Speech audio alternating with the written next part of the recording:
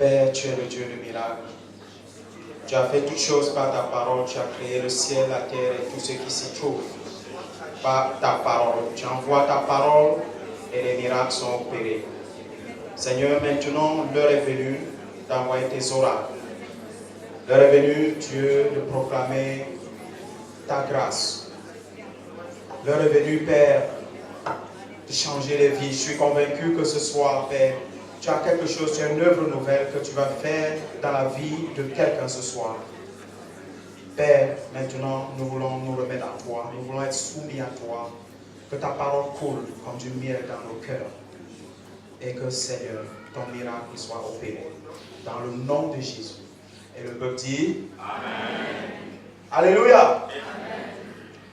Notre thème alors, c'est, on peut toujours retourner encore dans Ésaïe. Chapitre combien? 45. Je pense que nos amis des jeux bibliques, si on prend ce texte d'Ésaïe, ils vont tous trouver. Alléluia. Ésaïe 45, et je vais encore le lire. Nous allons encore le relire à partir du premier verset. J'ai choisi de lire dans la version Semeur parce que j'ai aimé la façon dont le français qu'ils ont utilisé. J'ai aimé certains mots qu'ils ont utilisés, donc je lis dans la version Semeur. Ainsi dit l'Éternel à son oint, à Cyrus, qu'il a pris par la main pour abaisser les nations devant lui et désarmer les rois, pour ouvrir devant lui les deux battants, afin qu'aucune porte ne lui reste fermée. Moi, j'irai devant toi, nivelant les terrains accidentés, fracassant les battants de bronze et brisant les verrous de fer. Et je te donnerai les richesses cachées et les trésors déposés dans les lieux secrets. Pour que tu saches que c'est moi, l'Éternel, moi qui t'appelle par ton nom, moi, le Dieu d'Israël, à cause de mon serviteur Jacob et d'Israël que j'ai choisi. Alléluia. Nous sommes dans la continuité de ce que le Seigneur est en train de faire dans notre vie depuis lundi. Donc tout ce qui a été dit est essentiel et important et je ne veux pas y revenir là-dessus. Nous sommes dans la continuité. Tu dois noter une chose, c'est qu'à la fin de ce temps de dimanche, tu rentres avec un paquet. C'est l'ensemble de ce que le Seigneur est en train de te dire depuis lundi jusqu'à dimanche qui sera valable pour opérer des miracles dans ta vie. Ici, il s'adressait donc à Cyrus. J'ai aimé le thème alors employé ici. Il dit quoi? Il dit, ainsi parle l'Éternel, ainsi dit l'Éternel à son oint, à Cyrus. Première chose, notez-le, c'est à son oint. L'Éternel ne parle pas à tout le monde. Et ce oint a un nom, c'est Cyrus, qu'il a pris par la main. Notez encore que ce n'est pas Cyrus qui a pris l'Éternel par la main, c'est l'Éternel qui le prend par la main, c'est en passant. Pour abaisser les nations devant lui et désarmer les rois. Les rois, c'est ceux-là qui règnent, ce sont ces obstacles, ce sont ces problèmes, ce sont ces maladies, ce sont ces difficultés. Dieu dit, il va les désarmer. Amen. Ensuite quoi? Pour ouvrir devant lui les deux battants. Et là, ça m'a donné un peu... Heureusement, la porte de l'église fait deux battants justement. C'est un peu significatif. Mais vous voyez les portes à deux battants. Des fois, on ouvre un petit battant. On ouvre une seule battant. Et des fois, pour faire passer des petites choses, n'est-ce pas? Des petits matériels, des petits mobiliers, on peut passer par la seule battant ouverte. Mais quand on veut faire entrer à la maison du mobilier géant, on est obligé d'ouvrir les deux battants. La dimension du trésor que Dieu veut envoyer dans ta vie, elle est grande, bien-aimée. Il ne t'enverra pas les petits trésors. Il dit, il ouvre les deux battants. et qu'aucune d'elles ne soit plus fermée. Bien-aimés, sur la base de cette promesse que l'Éternel nous donne ce soir, je suis ravi de constater quelque chose lorsque je lis ce texte. Je suis ravi de constater, premièrement, que les trésors existent. Ça, c'est la première bonne nouvelle que je vais te donner, bien-aimé. Le trésor existe. Dieu n'a pas dit, je créerai les trésors. Dieu n'a pas dit, je vais faire venir les trésors. Mais il a dit, je te donnerai. Donc le trésor existe. Bien-aimé, j'ai une bonne nouvelle. Le trésor existe. Dis-le à ton frère, le trésor existe. Ton bonheur existe. Ton mariage existe. Ton ministère existe. Il est là. Ça existe. Peut-être tu as traversé tellement de situations que il y a des personnes qui ne pensent plus qu'ils peuvent être heureux dans leur vie. Ils ne pensent plus que le trésor existe. Mais l'Éternel te dit, c'est déjà créé. Ça existe. Mais le souci ici, c'est que ces trésors sont cachés. Ils ne sont pas visibles. Ça existe, mais c'est caché. Bien aimé, on peut être béni et vivre malheureux. Vous savez? On peut être riche et vivre malheureux. C'est possible. Le trésor existe, mais le trésor est caché.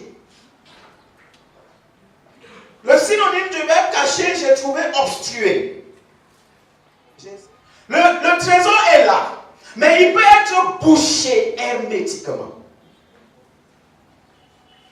Et c'est pourquoi ici, l'Éternel dit les richesses déposées dans les lieux secrets. Le trésor existe, mais il n'est pas à la portée de tous. Le trésor existe, mais il n'est pas visible à l'œil nu. Il est caché. Gloire soit rendue à Dieu. Il promet qu'il va te le révéler. Il y a des choses, ce soir, le Seigneur m'a mis à cœur dans la continuité de tout ce que nous avons reçu. Et je n'ai pas trouvé le thème à mon message, mais le Seigneur me parle de l'accomplissement des promesses. L'accomplissement. C'est le seul mot que tu dois retenir.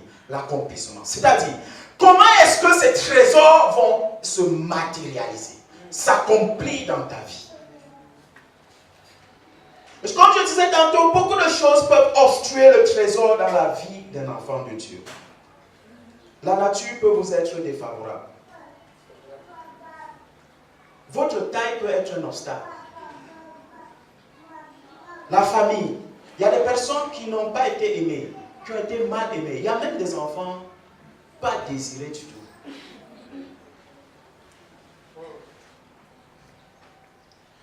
Votre niveau social peut être des obstacles qui vont obstruer le trésor dans votre vie.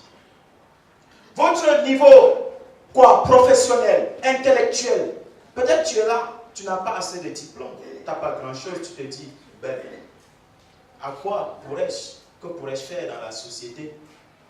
Et tu vas minimiser ta vie à peut-être un petit travail de nettoyeur de voiture, je ne sais pas. C'est toi qui connais. Mais Dieu dit une chose qui est très importante. Non seulement le trésor existe, mais Dieu dit je te le donne. C'est-à-dire, il est au contrôle. Alléluia. Dieu est au contrôle du trésor. Quelqu'un est au contrôle. Et ce quelqu'un, c'est celui qui te dit, je te le donne. Jacob. On va beaucoup parcourir la vie de Jacob. On a commencé hier. Jacob, la Bible nous montre que Jacob n'avait pas l'avantage de la société. D'abord, il est né cadet de la famille. Donc, c'est-à-dire, il ne pouvait pas hériter de la bénédiction familiale, car c'était réservé à l'aîné. Jacob, son nom signifie talon ou talonné. Parce que la Bible dit qu'il est né agrippé au talon de son frère. Talonné. Donc, il sa vie consistera à talonner, à suivre, à être derrière. Peut-être ta vie aussi, tu penses que tu es appelé, tu es fait pour talonner. Jacob, on l'appelle aussi le supplanteur. Jacob n'avait pas l'avantage d'une formation. La Bible dit, contrairement à son frère Ésaü, qui était un vaillant chasseur. Jacob, lui, il restait à côté de maman. Vous voyez, les garçons qui restent à côté de leur mère n'ont pas beaucoup d'expérience. La preuve d'ailleurs, le papa, il aimait Ésaü. Et Jacob n'était pas du tout aimé par son père. Donc vous pouvez avoir des choses qui viennent bloquer le trésor de Dieu dans votre vie. Comme je l'ai dit tantôt, c'est toi seul qui connais. Quelle est cette situation que tu traverses, ou que tu as traversée, ou que tu traînes depuis longtemps, qui t'empêche réellement de bénéficier de la grâce de Dieu dans ta vie? Mais j'ai une bonne nouvelle pour toi, bien-aimé. Quelle qu'en soit cette situation, quelle qu'en soit cette épreuve, quelle qu'en soit cette casserole, des fois même c'est le péché. Tu as une vie de péché récurrent. Tu n'arrives pas à t'en débarrasser. Ça bloque ton trésor. Inutile de te le dire. Tu le sais même. Tu es même conscient. Mais je te dis ce soir, si tu fais confiance à Jésus, si tu te déposes dans la vie de Jésus, il va changer la situation. Alléluia. Jésus va changer la situation. Il change les destinées. Il change la nature. La Bible nous dit qu'au commencement était la parole. Et la parole était avec Dieu. Et cette parole, c'était qui? Jésus. Et regardez l'œuvre de la création, Genèse, nous parle de la terre était comment? Informe, pas de forme, et vide. C'est pas tout. On nous dit encore, les ténèbres remplissaient la surface de la terre. Bien aimé, je ne sais pas. Mais lorsque Dieu a envoyé la parole, Jésus, lorsqu'il est venu, la terre qui n'avait pas de forme, la parole en a donné une forme. Amen. La terre qui était vide, la parole l'a peuplée. Et les ténèbres qui étaient sur la terre, il a créé la lumière. Bien aimé, je ne sais pas dans quelle situation tu es. Peut-être ta vie est informe. Depuis que tu es en Christ, tu ne comprends pas. Tu pensais que ta vie prendrait forme. Mais à chaque fois, tu te retrouves au début, au commencement. Ta vie n'a pas de forme. Je te dis, Dieu peut te donner une forme. Alléluia. Amen. Même si ta vie est vide, tu n'as rien. Tu n'as pas de background. Tu n'as pas de diplôme. Moi, je ne sais pas combien de diplômes j'ai. Certainement beaucoup, n'est-ce pas? Pas du tout. Mais le ministre, il se met devant moi, il m'écoute. Le président se met devant moi, il m'écoute. Parce que ça ne dépend pas de moi. Ça dépend de celui qui a dit, je t'appelle par ton nom. Amen. Même si ta vie est couverte de ténèbres, comme il en était au commencement. Je dis, si tu fais confiance à Jésus. Beaucoup pensent que la délivrance se fait par les œuvres. Ce n'est pas la foi. Tout est question de foi. Si tu fais confiance au Seigneur Jésus pour te délivrer, il va apporter la lumière dans ta vie. Moi, si vous voyez ma vie, c'est Jésus. C'est Jésus. Je viens de très loin. Mais aujourd'hui, je peux vous dire, je suis une éclair. Le défi peut être le plus haut possible. Je vous dis, je tiendrai, j'atteindrai. Pourquoi? Placez-le aussi haut possible. C'est là où siège mon Seigneur. Amen. Et bien aimé, je ne sais pas. J'ai juste envie de t'encourager, de te dire, ne te décourage pas. Surtout, n'abandonne jamais. Un chrétien n'abandonne jamais. On l'a entendu tout dans la semaine. Nous ne combattons pas pour avoir la victoire. Nous combattons dans la victoire. Il ne s'agit s'agit pas donc de toi. Il ne s'agit pas de ce que tu es. Il ne s'agit pas de la situation que tu traverses. Il ne s'agit même pas de la quantité du péché que tu as en toi. Bien aimé, on va toucher ce côté-là. Mais je vais vous parler de la grâce de Dieu. Il ne s'agit pas de cela. Il ne s'agit pas de Cyrus. Cyrus est un roi païen. Écoutez, lisez très bien. La Bible dit, quand vous lisez la suite de ce verset, Dieu dit, j'ai fait tout cela alors que tu ne me connaissais pas. Il s'adresse à Cyrus. Il a envoyé toutes ses richesses dans la vie de Cyrus, un homme qui ne le connaissait pas. Et toi, bien-aimé, est-ce qu'il te connaît? Est-ce que tu le connais? Et tu penses que s'il a fait dans la vie d'un homme qui ne le connaît pas, et tu ne penses pas qu'il peut le faire dans ta vie?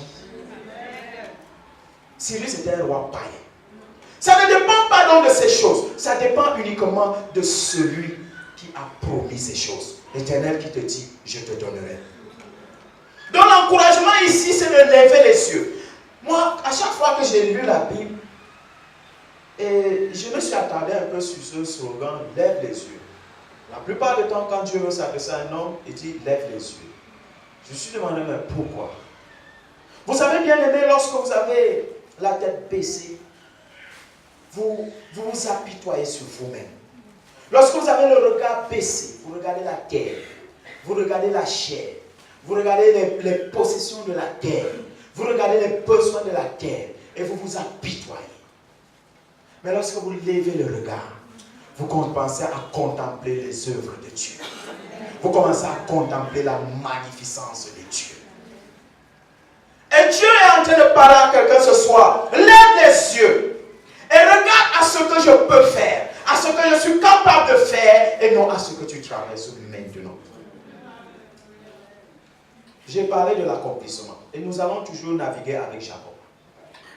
Comment ces choses vont s'accomplir? Je vais balancer des choses, notez-en ce que vous pouvez noter. Premièrement, l'accomplissement des trésors. J'ai parlé ici que la bénédiction se situe dans un temps. Pasteur a commencé, il m'avait déjà dévancé. Le trésor se situe dans un temps. Dieu a déjà créé le trésor. Il a déjà créé le bonheur dans ta vie. Sauf qu'il l'a situé dans un temps. Et la plupart des chrétiens, la plupart des enfants de Dieu qui n'ont pas compris cela, ils passent à côté de leur trésor. Dans le cas de Cyrus, le trésor dans la vie de Cyrus était bien situé dans un temps. Quel temps? Le temps, le moment où le peuple d'Israël devait retourner de la captivité. Israël avait passé 70 ans à Babylone. Le temps n'était pas arrivé. Quand le temps où Dieu avait marqué, où Israël devait retourner et arriver, il a envoyé son serviteur Ésaïe parler à Cyrus. Le temps est arrivé. Le temps de Dieu. Le temps de l'accomplissement. Pour Jacob, si nous regardons dans Genèse 27, le verset 1, on nous parle de quoi? Dans le cas de Jacob, la bénédiction était située dans un temps. Si on peut projeter cela rapidement, ça nous fait gagner un temps. C'était quel temps? Genèse chapitre 27. On dit quand Isaac était devenu dans le temps. Ce n'est pas avant. Pour cela alors, nous implorons le peuple de Dieu dans la patience. D'ailleurs, que nous dit la Bible? La patience est le fruit de l'esprit. Pourquoi l'esprit donne la patience? Pour pouvoir détecter et bénéficier des trésors de Dieu. Lorsque vous anticipez Dieu, lorsque vous essayez de forcer la main à Dieu, vous n'aurez pas les trésors, surtout pas celui qui vient de Dieu. Parce qu'il a dit, je te donne. On ne force pas. On n'a pas dit, tu vas l'arracher. Si moi je dis, je te donnerai ma voiture, et avant de finir de prêcher que tu as amené ma voiture, tu es un voleur. Ah oui, c'est vrai. Il faut attendre que je te le donne. Je te donnerai. Il y a un temps. Ce temps va venir et je vais accomplir ma promesse. Le temps de Dieu est important.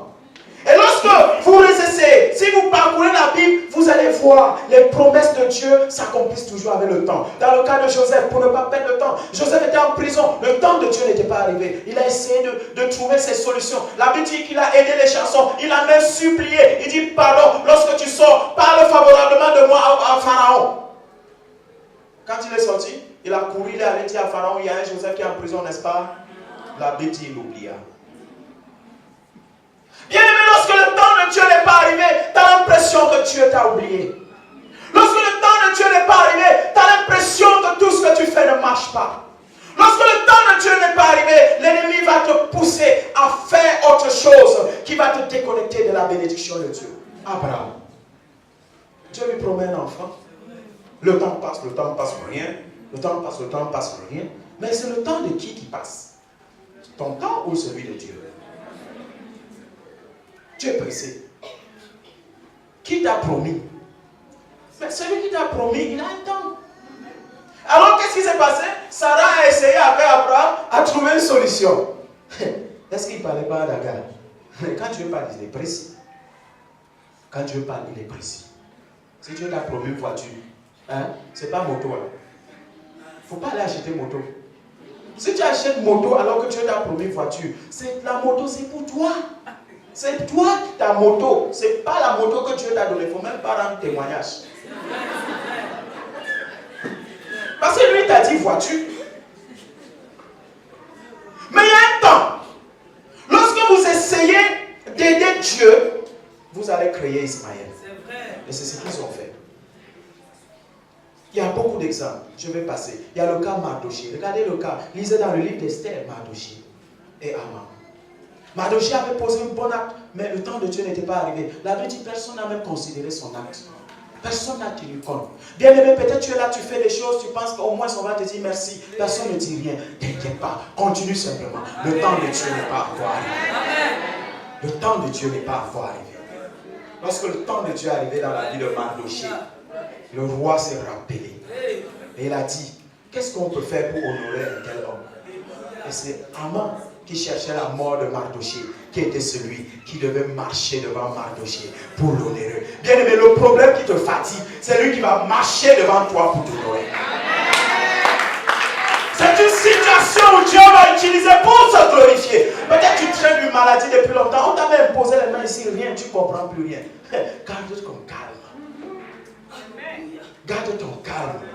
Il y a un jour, le jour de Dieu. Lorsque ce jour va arriver, il va utiliser cette maladie pour t'élever. Le temps de Dieu. Numéro 2. La bénédiction se situe dans un fait. Je préciserai encore un fait banal. Un fait banal. Bien aimé, j'ai remarqué beaucoup de choses dans ma vie chrétienne. J'ai compris que Dieu est très sérieux. J'ai essayé d'analyser la vie de Jésus. J'ai lu les évangiles, retourné, relire. Bon, quand je lis les évangiles, je voulais trouver un endroit où Jésus est en train de blaguer, de donner des paroles inutiles. J'ai cherché, je n'ai pas trouvé. J'ai dit, mais c'est comment? Pourquoi lui? Mais non. Ce que j'ai compris, c'est que Dieu est sérieux. Et en tant qu'enfant de Dieu, la Bible dit nous sommes des hommes spirituels. D'ailleurs, il dit quoi encore la Bible? Jésus dit quoi? Ce que vous liez sur la terre sera... Ça nous fait du bien, n'est-ce pas? Mais c'est dangereux ça. C'est dangereux. C'est-à-dire, je peux prendre une décision maintenant qui s'applique dans le royaume des cieux. Maintenant, avez-vous analysé si je prends alors une mauvaise décision? Voyez les conséquences. La bénédiction est située dans un fait, les faits banals. Les détails. À partir d'aujourd'hui, je vais te réveiller ta conscience, à commencer à t'intéresser aux détails. Les détails de ta vie, les faits banals, des choses qui se passent chaque jour et tu négliges. Dans le cas de Jacob, la bénédiction de Jacob s'est située à quel moment? Dans un fait banal. Une conversation. La conversation d'Isaac et Isaïe. C'était un fait banal, n'est-ce pas? Un père qui parle à son fils, c'est normal. Mais si la maman de Jacob n'avait pas saisi cette conversation, est-ce que Jacob serait béni? Un fait banal. Bien-aimé, tu t'amuses beaucoup, tu parles beaucoup, tu dis n'importe quoi et tu oublies que tu as une langue sanctifiée. Et que tu la Bible, la mort et la vie est au pouvoir de la langue. Un fait banal. Bien-aimé, ta promotion ne dépend pas de ce merveilleux rapport que tu déposes devant le bureau de ton boss. Ça vient d'un fait banal. Peut-être le jour où tu sacrifies ta pause et que tu es là, pendant que les autres sont en train de prendre leur pause, parce que tu as un dossier que tu dois terminer, tu es en train de travailler, et ton boss de passage, il t'observe. Un fait banal. Voilà ta promotion. Regardez Abraham, comment il est béni. La Bible nous dit 3 voyageurs passaient dans les champs. Un fait banal. On nous dit que c'était 3 anges. C'est bien pour nous. Mais Abraham, il n'était pas conscient. Il ne voyait pas des gens avec des ailes. 3 voyageurs. Il a identifié quelque chose à Abraham. C'est des étrangers. Peut-être vu la poussière sur eux, il a compris que ces hommes viennent de loin. Un fait banal. Il a couru à leur rencontre pour les faire manger. Ça a changé sa vie. Bien aimé, il y a beaucoup de détails que tu dois commencer après attention. J'ai lu un documentaire sur le photographe du 44e président des États-Unis. Il est devenu photographe d'Obama dans un fait banal. La Bible nous dit un jour, il passait, lorsque Obama était encore sénateur, il n'était pas du tout connu. Il a trouvé Obama tout seul à l'arrêt du bus, pensif. Et il s'est dit, et si cet homme un jour était président? Il a sorti son appareil photo. Le cliché qui doit changer sa vie. Un fait banal. Lorsque cet homme est devenu candidat aux élections présidentielles, il a publié la photo. Obama a dit, trouvez-moi ce photographe. Amenez-le-moi. Et il est devenu pendant 8 ans le photographe attitré d'Obama à la Maison Blanche. Un fait banal. Un fait banal. Bien-aimé, commence à considérer les choses qui se passent. Commence à considérer les choses que le Saint-Esprit fait. Commence à considérer les actions. Dieu veut changer ton histoire. Mais il faut que tu apprennes à écouter Dieu. C'est dans un fait banal que Dieu va rencontrer Jacob. Alors Jacob, après avoir écouté tout ce que sa mère l'a dit, après avoir appliqué tout ce que sa mère a dit, qu'est-ce qui se passe? Isaac va libérer la bénédiction sur la vie de Jacob. Numéro 3. Le trésor est attaché à un homme. Alléluia. Un homme. La Bible nous dit dans Hébreu 1, le verset 1, qu'après avoir longtemps parlé aux hommes, par quoi? Par des anges, par des prophètes, dans ces derniers temps, Dieu a décidé de parler par son Fils, un homme. Tu dois apprendre à considérer l'homme tel qu'il est, créé à l'image de Dieu. Pas simplement considérer ceux qui te tendent la main. Jésus va dire dans Matthieu, si vous aimez seulement ceux qui vous aiment, quelle différence y a-t-il entre les païens et vous?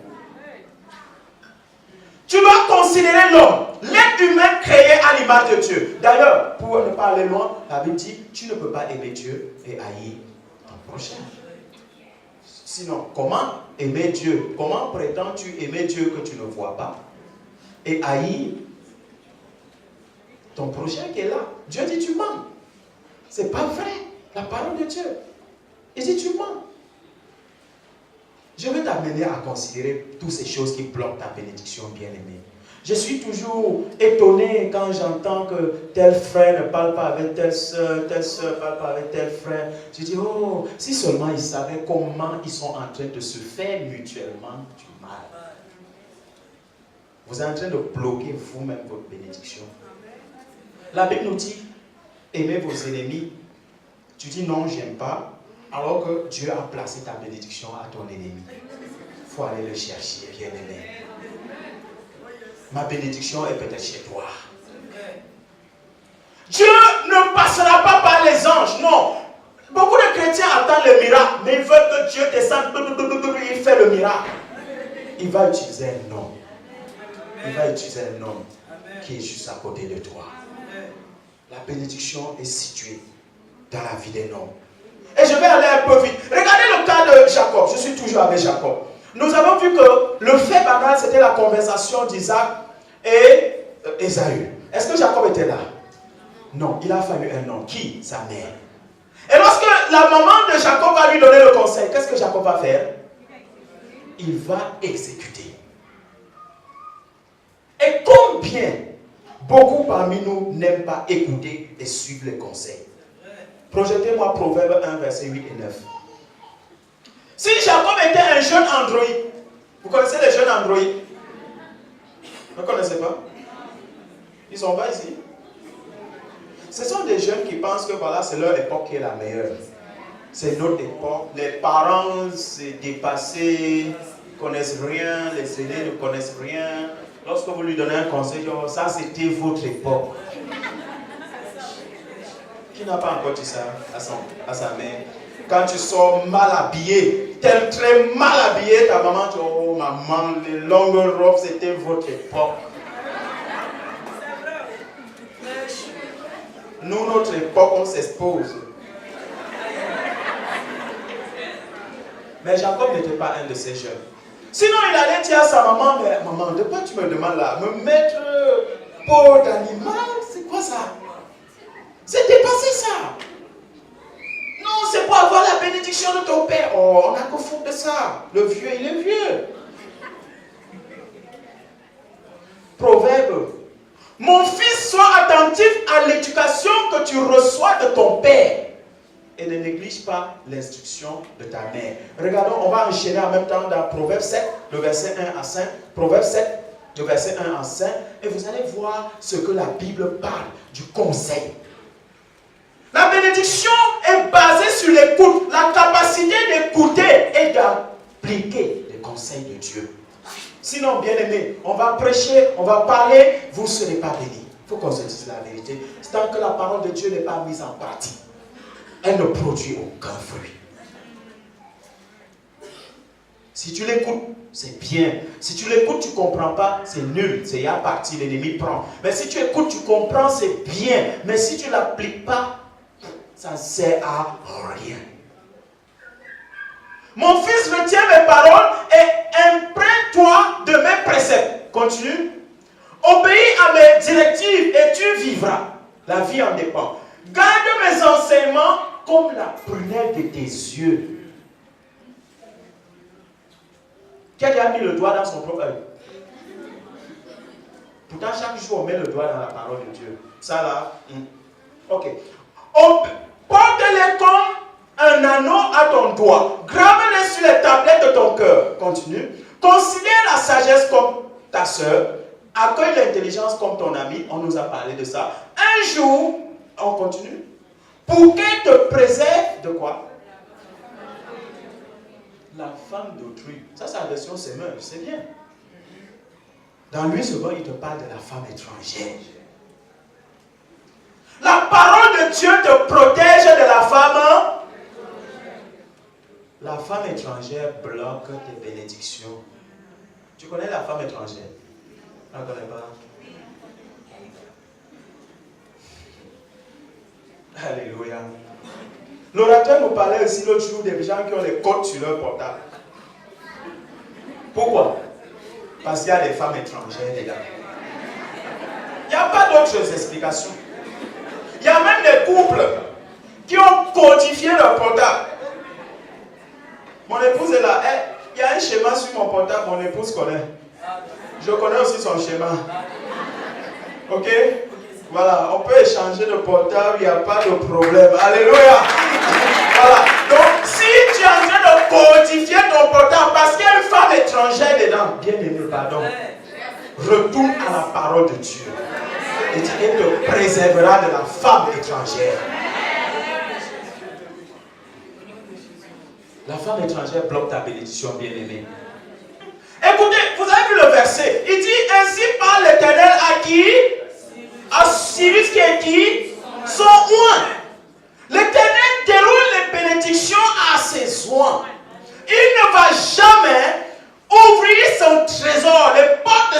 trésor à une femme étrangère. Donc si tu as la femme étrangère avec toi, la bénédiction de Dieu ne viendra pas. Parce que Dieu ne va pas ouvrir ses trésors à une femme étrangère. Il ouvre les trésors à son oint. On a entendu ici. Si tu n'as pas Jésus, bien aimé, reçois-le d'abord. Sinon, ce n'est pas la peine d'aller chercher les trésors. Il a dit quelque chose à une femme un jour. Il dit le pain, c'est pour les enfants. On ne prend pas le pain des enfants, mais on en donne aux petits chiens. C'est Jésus lui-même qui parlait. L'accomplissement des trésors. Isaac a alors relâché la bénédiction spirituelle sur Jacob. Pourquoi? Parce que c'était un enfant qui a su écouter les conseils de sa mère. Et la bénédiction a été relâchée. Mais notez bien que la bénédiction a été relâchée dans la vie de Jacob, pardonnez-moi, je vais aller très vite, il était encore dans les difficultés. Je veux amener une petite compréhension. Il y a beaucoup qui pensent qu'une fois qu'on est béni de Dieu, plus jamais de problème, plus jamais de maladie, plus jamais de difficultés, tout nage quoi. Jacob venait de recevoir la bénédiction de Dieu, d'ailleurs, de son père. D'ailleurs, quand Esaü est venu, il a dit, Père, donne-moi au moins le reste. Le papa a dit, j'ai tout donné. J'ai déjà béni ton frère, c'est fini. Mais pourtant, la situation physique de Jacob n'avait pas changé. Pire encore, Jacob était sous la colère d'Esaü. Jacob risquait de perdre la vie parce qu'il était sous la colère de son frère. Et qu'est-ce qui va se passer encore? Conseil. La main de Jacob encore va conseiller à Jacob de faire quoi? De fuir. De fuir la colère de son frère. Il y a beaucoup de chrétiens qui n'ont pas compris ce principe. La Bible dit de fuir la tentation. Mais il y a des chrétiens tellement spirituels. Ils vont affronter la tentation. La maman de Jacob comprenait. Elle a dit, tu ne fais pas du poids devant ton frère. Tu ne fais pas du poids devant Esaü. Bien aimé, tu ne fais pas le poids devant Satan. Il a trompé Adam et Ève. Il a trompé tes aïeux. Il a trompé ton grand-père. Il a trompé ton père. Et aujourd'hui, tu viens, tu dis, tu vas l'affronter.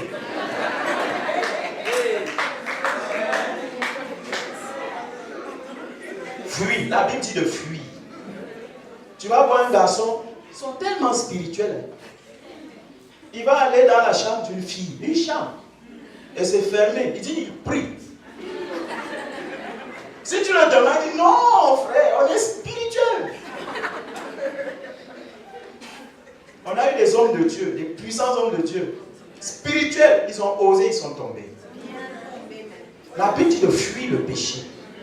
Qu'est-ce que ça veut dire? On dit de ne pas donner accès au diable. Joseph avait compris ce principe. Il a préféré abandonner ses habits. Vous pensez qu'il sortait? Il courait. Et on parle de la course physique.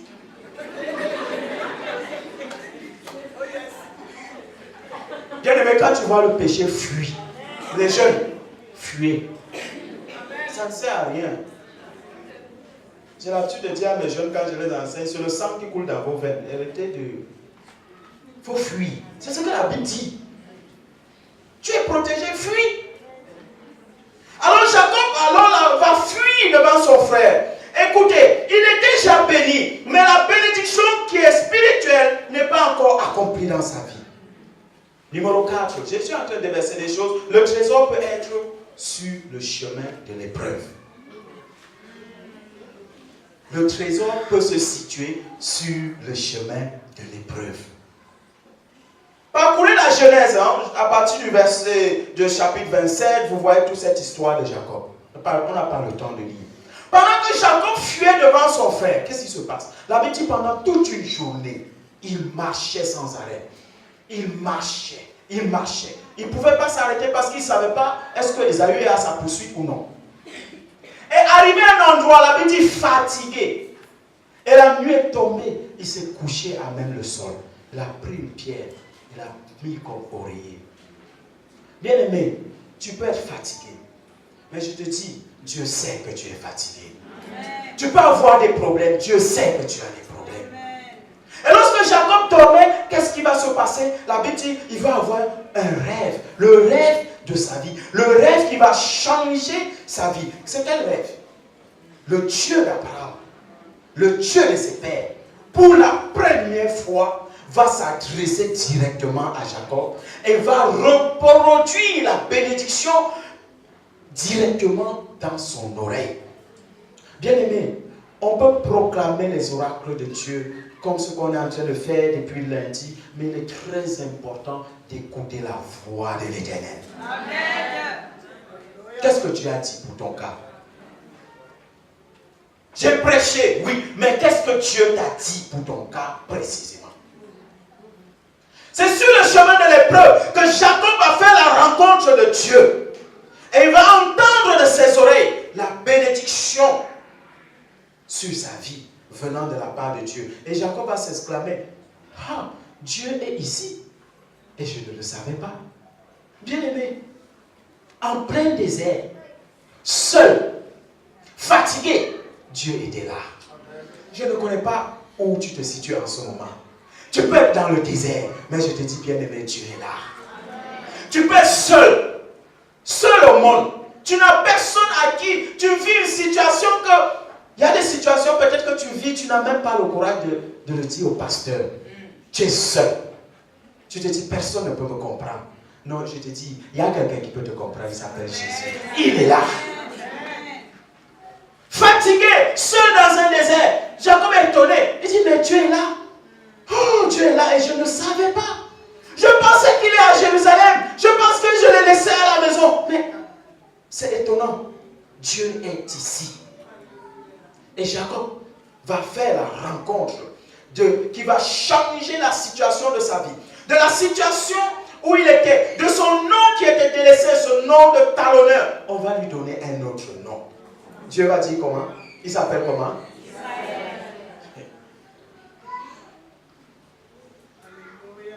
Dieu peut changer ton nom. Mais bien aimé, il y a des chrétiens qui aiment tellement les situations normales dans la vie.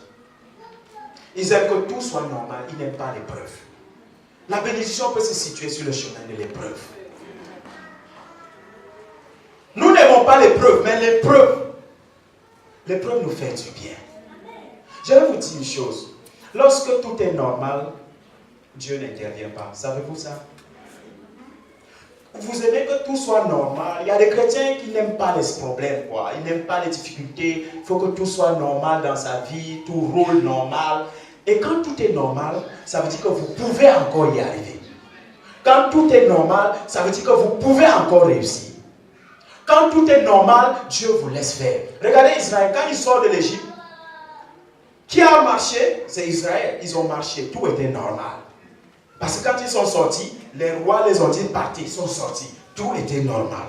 Mais quand ils sont partis, la Bible dit Pharaon a changé d'idée.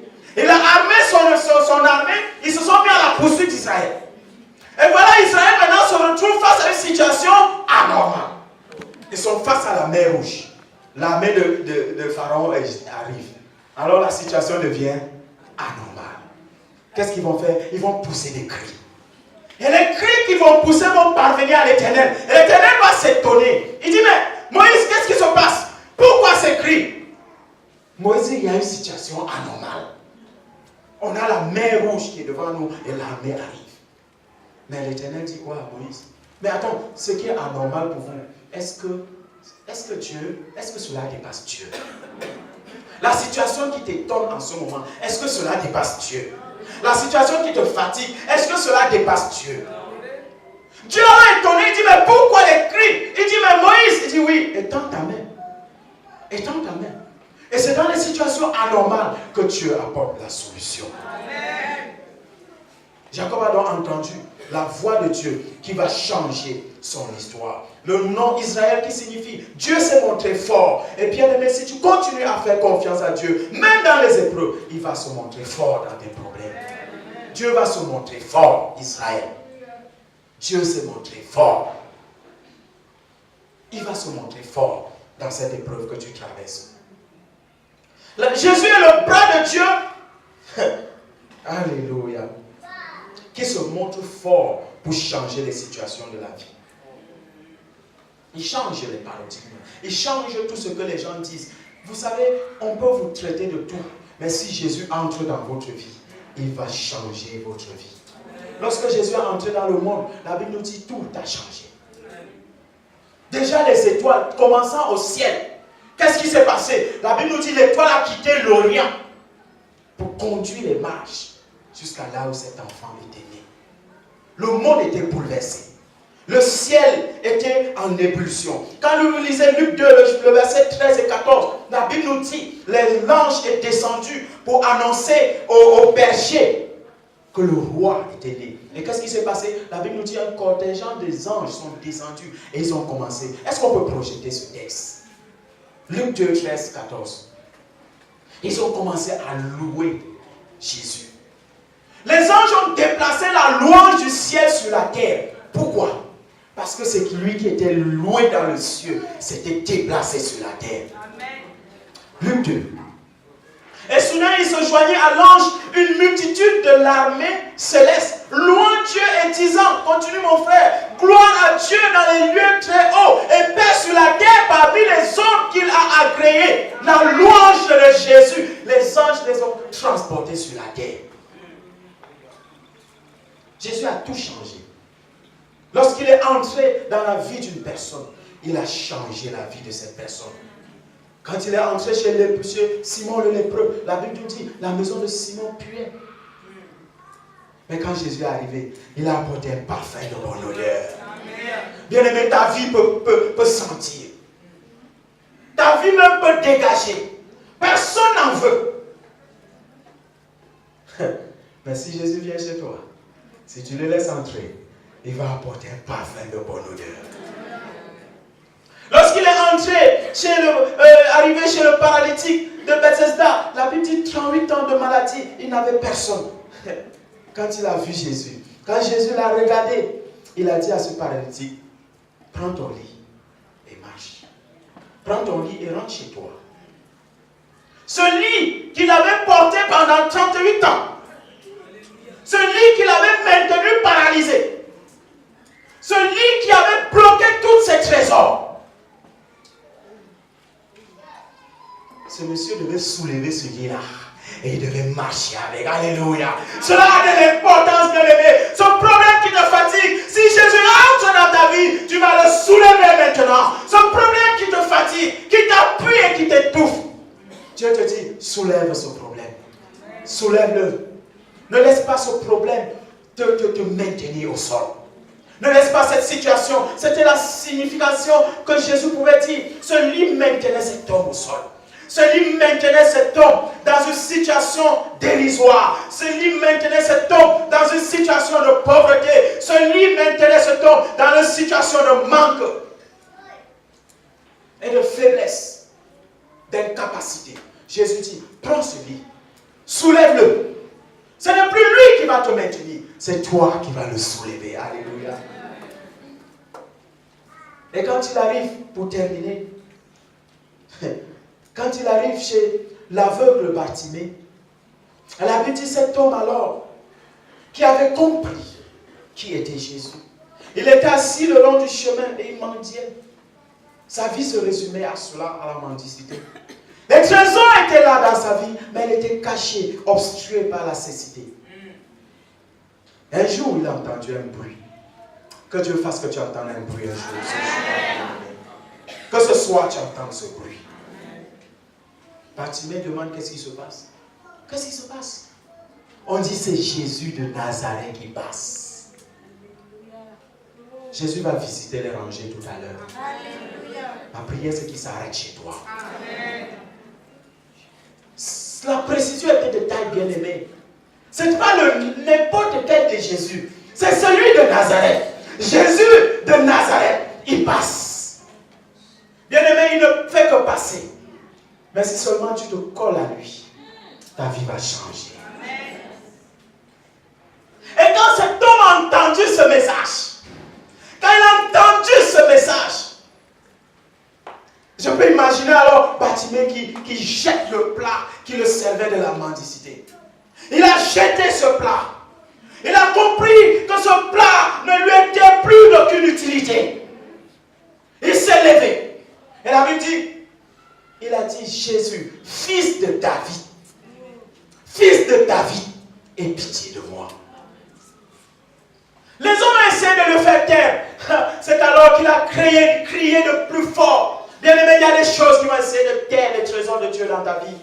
Lorsque tu vas avoir une sainte vie, lorsque tu vas t'engager dans une vie de consécration, il y aura toujours des gens qui vont essayer de te décourager. Il y aura toujours des situations qui vont essayer de te freiner. Les gens essaient de faire taire Bartimée. Des fois même quand on lance un appel, tu veux te lever parce que tu sens que c'est le moment de ta délivrance. Il y a un esprit qui va te dire, oh non, que vont-ils les autres?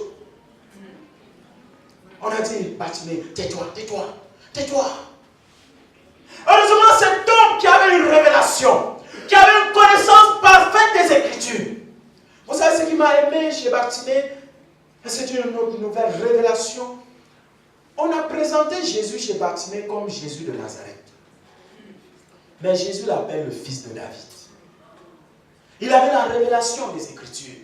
Il savait qui était David et qui devait être le fils de David. Cette acclamation de Bartimée était en train de donner une autre révélation. Bartimée venait par là d'accepter que Jésus, ce Jésus de Nazareth, était le Christ, celui qui allait venir pour ouvrir les portes, pour porter les malédictions, et celui qui allait venir pour régner dans le monde. Amen. Et régner dans sa propre vie. Quand Bartimée dit fils de David, il accepte par là le règne de Christ dans sa vie. Bien aimé, la plupart des problèmes des chrétiens, c'est que nous avons accepté Jésus, mais nous n'avons pas accepté le règne de Jésus. Nous avons accepté Jésus comme sauveur, mais nous avons refusé qu'il soit le roi dans ma vie. Est-ce que Jésus est le roi dans ta vie? Est-ce que Jésus règne dans tes entreprises? Est-ce que Jésus règne dans ton foyer? Est-ce que Jésus règne dans ton ministère? Est-ce qu'il règne dans ton école? Est-ce qu'il règne dans ton langage? Est-ce qu'il règne dans ton comportement? On a accepté Jésus comme sauveur, mais on n'a pas accepté comme roi. Et Bartimée avait une très bonne révélation. Il dit non, fils de David, c'est-à-dire tu viens régner sur ma vie. Toi, tu es mon roi, viens régner sur ma cécité. Toi, tu es mon roi, viens régner sur ma difficulté. Toi, tu es mon roi, viens régner sur ma vie. Alors il crie, fils de David, viens régner sur cette situation qui me fatigue. Et qu'est-ce qui se passait? Jésus s'est arrêté et sa situation a changé. Bien aimé, Jésus peut changer ta situation. Jésus peut changer n'importe quelle situation. La Bible nous dit, les trésors viendront, 2 portes sont ouvertes afin qu'elles ne soient plus fermées. Au sortir de ce temps, après 3 mois, vous devez faire une évaluation et voir les portes des trésors, qu'elles soient spirituelles, matérielles, physiques, que vous avez reçues dans ces temps.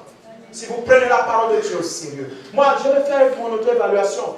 Mon épouse est là. Après les 3 mois, je peux vous dire, si vous me demandez, je peux vous dire clairement quel trésor j'ai saisi pendant ce temps. Parce que je ne veux pas vivre tout ça pour rien.